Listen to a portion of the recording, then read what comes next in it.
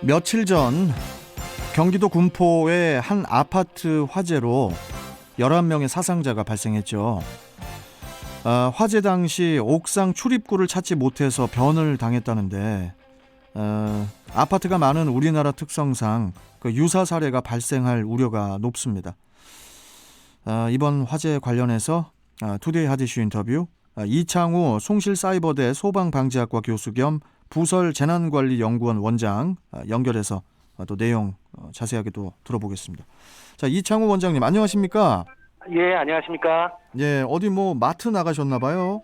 아닙니다. 학교입니다, 학교. 학교세요? 네. 예. 예. 자, 이렇게 웃으면서 인사는 나눴는데 또 참 예. 이게 웬일입니까? 이게 저 4명이 숨졌어요. 예, 예. 4분이 돌아가셨고 7명이 이제 크게 또 다친 예. 이 경기도 군포시 아파트 화재. 이 중에 그 숨진 주민 2명은 여성분으로 알고 있는데 예, 예. 옥상으로 몸을 피하려다가 출구를 찾지 못해가지고 그 기계실 부근에서 이제 발견이 됐단 말이죠. 예, 예. 때문에 그 아파트 옥상 문이 잠겨가지고 불길을 피하다가 이렇게 숨졌을 가능성이 이제 제기가 되고 있는데 예. 이 부분부터 좀 설명 좀 해주시겠어요? 예, 예. 아파트 옥상 문이 잠겼다라고 하는 것은 사실이 아니고요. 예, 사실이 제가 이제 아닙니까? 현장을 갔다 왔습니다. 그래서 이제 감지기에 의해서 자동으로 열리는 개방 장치가 설치되어 있었습니다. 아니 그래서 그런데 왜 그걸 이제 구조의 문제죠.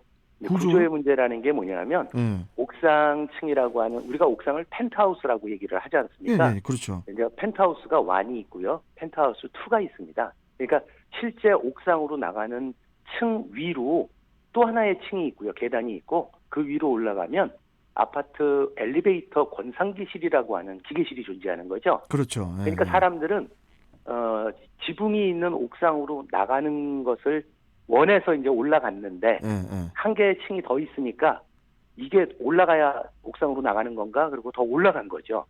근데 이 기계실은 사실은 아무나 출입을 할 수 없는 곳이기 때문에 상시 닫혀져 그러니까 있습니다. 잘못 들어간 거네요, 그러면은? 그렇죠. 그러니까 한 개 층을 더 올라가서 숨지신 겁니다.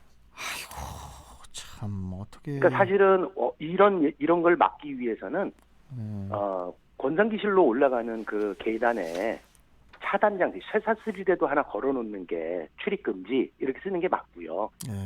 그런 것들을 안 해놨기 때문에 조치를 안 해놨기 때문에 일반 주민 입장에서는 옥상을 매번 올라다니는 것도 아니고 정말 아마 살면서 딱 한 번 올라가셨을 텐데 그렇죠. 이게 어디가 출구인지를 모르시는 거죠.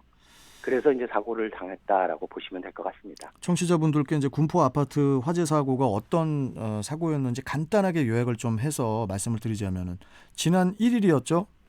지난 1일에 오후에 아파트 12층 집에서 인부 5명이 그 샤시라고 하죠. 샤시 교체 작업 중에 폭발음과 함께 이 사고가 이제 일어났는데 현장에서 일하던 한국인 30대 남성, 그다음에 외국인 30대 남성이 바닥으로 추락을 거기가 12층이잖아요.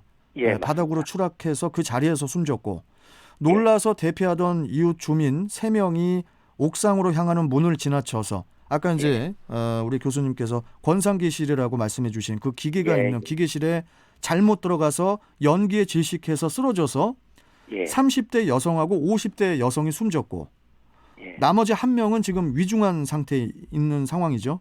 예, 맞습니다. 그래서 30여 분 만에 순식간에 4명이 목숨을 잃게 된 사건입니다. 이 군포 아파트 사건이 참 이 아이러니한 게 이 아파트마다 이 옥상 비상문하고 이제 기계실이 나란히 있는 경우가 아까 우리 교수님 말씀처럼 이렇게 많이 있다 보니까 이 공공주택 기계실은 주민들이 접근할 수 없어야 되고 또 화재 발생 시에 이렇게 대피로인 옥상으로의 접근성은 좀 쉬워야 그래야 인명 피해가 없을 것 같은데 이 부분을 좀 빨리 수정이 돼야 될 것 같거든요. 이 부분 어떻게 생각하십니까?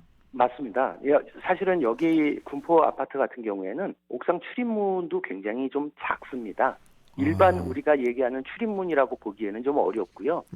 고개를 숙여야만 들어갈 수 있는. 그러니까 한 1m, 1m 조금 넘는 높이 그 정도 문짝입니다. 아니 옥상 문이요? 그래서 예, 옥상으로 나가는 문이. 아니 그걸 그러니까, 왜 그렇게 작게 만들었대? 무슨 뭐 그러니까 여기는 옥상이 예. 평평한 지붕, 아니 그러니까 평평한 그 지붕이 아니고요.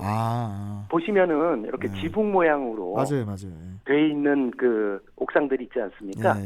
이제 그런 그 지붕 형태를 가지고 있기 때문에 그 지붕 안으로 대피를 했다가 지붕에서 다시 또 옥상으로 나가야 되거든요. 그러니까 이제 지붕의 높이가 높질 않으니까 출입문 자체가 이제 사람이 그냥 서서 지나갈 수 있는 정도가 아니라 완전히 허리를 굽혀야만 통과할 수 있는 그런 구조로 돼 있어서 사실은 이제 그것도 좀 문제다라는 게 있고요. 그 다음에 이제 일반적으로 그 아파트를 짓다 보면 아파트의 구조상 권상기실은 옥상 외부에서 나가는 다시 한번 이제 철계단을 통해서 올라가는 구조가 월등히 많습니다. 사실은 네, 그런 구조가 더 많고요. 이렇게 내부에다가 한 계층을 더 올려서 내부에서 권상기실을 들어가는 구조는 퍼센테이지가 그렇게 높지 않습니다. 따라서 이제 설계상의 문제로 이제 잡을 수가 있는 거죠. 그러니까 설계의 오류다라고 할 수는 없지만 안전을 저해하는 설계였다라고 볼 수 있는 거죠. 꼭 이렇게 사고가 터져야 또 이런 이야기를 또 하면서 수정이 되는 게 참 한숨 짓게 만듭니다. 항상 뭐든지 안타깝습니다. 이번 화재를 반면교사 삼아서 좀 고쳐 나가야 할 부분이 뭐라고 보십니까, 교수님께서는? 이제 설계를 하시는 분들 입장에서 사실은 안전이라고 하는 것을 기본으로 생각을 하시고요. 내가 설계한 것이 사람들한테 안전에 어떤 영향을 미칠 것인가를 고려해서 사실은 설계를 해야 되는데 뭐 건축 설계를 하신다 그러면 건축에는 전문가세요. 그러나 안전에 대한 전문가는 아니거든요. 그렇죠. 그러니까 그런 것들을 좀 접목해서 스스로 좀 노력을 해서 공부를 하는 그런 그 필요성이 좀 있고요. 두 번째로 일반인들도 내가 사는 곳이라면 화재가 발생했을 때 내가 어디로 어떻게 대피하겠다라는 거를 평상시에 한 번 정도 시뮬레이션을 해놓고 있으면 이런 이제 오류를 범하지 않게 되는 거죠. 맞습니다. 그런 것들이 좀 필요하다라고 보시면 될 것 같습니다.